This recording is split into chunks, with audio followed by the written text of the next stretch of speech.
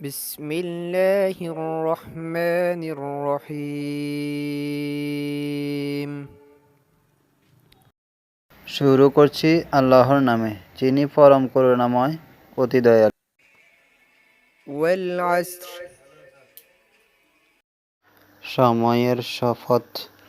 إن الإنسان لفي خسر নিশ্চয় মানুষ ক্ষতির মধ্যে নিমজ্জিত, إلا الذين آمنوا وعملوا الصالحات